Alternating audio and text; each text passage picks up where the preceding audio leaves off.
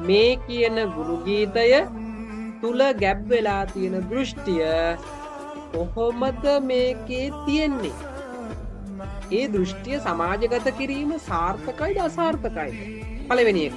දෙවෙනි එක තමයි මේ ගුරු ගීතය තුල දෘෂ්ටිය සමාජගත කරන්න භාවිතා කරපු චරිතය දෘෂ්ටියට ගැලපෙනවා.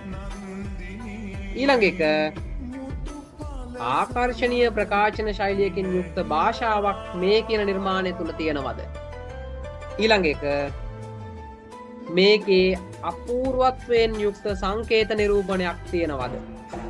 ඊළඟ කාරණය මේ නවකතාව තුල චිත්‍රාවලියක් ලැබෙන විදිහටද මේක නිරූපණය කරලා තියෙන්නේ. ඒ කිව්වේ චිත්‍රපටයක් බැලුවා වගේද මේ නවකතාව කියවුවා.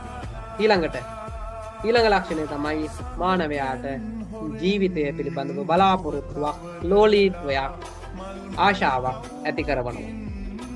අවසාන කාරණය අල්තීනායි සහ දුෂෙන් කියන ප්‍රධාන චරිත දිස්වය ඉතාම රසවත් නිර්මාණ විදියට මේක නිරූපණය කරනවා.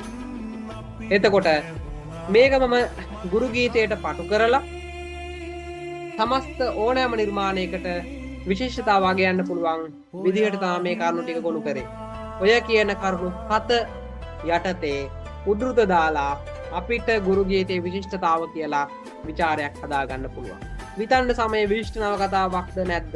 එතකොට සියක් වසක හුදකලාව ඉන්ද්‍රජාලික කතාවක්. ඒ නව කතාව විශිෂ්ට නව කතාවක්ද නැද්ද? ඒ වගේම එමා බෝවාරි කොකොරෝ ඔය කියන මොන නව කතාව වුණත් ਵਿਚාරය කරගන්න තියෙනවා. විශිෂ්ටතාව කියලා ඇහුවොත් මේකේ දෘෂ්ටිය සාර්ථකයිද? මේ දෘෂ්ටිය සමාජගත කරන්න භාවිතා කරපු චරිත කොහොමද? ඒ චරිත සාර්ථකයිද? මේකේ භාෂාව එහෙම නැත්නම් ප්‍රකාශන ශෛලිය එහෙම නැත්නම් කතා කලාව සාර්ථකයිද අසාර්ථකයිද? රසවත්ද නීරසයිද? අන්න ඒක.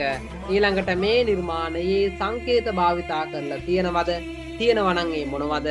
ඊළඟ එක මේ නිර්මාණය බැලුවොත් චිත්‍රපටියක් බැලුවා වගේද?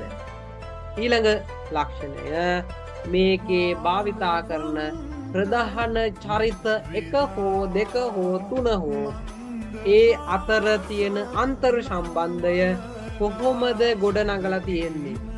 ඒක. ඒ වගේම තව සුවිශේෂී ලක්ෂණයක් තියෙනවා.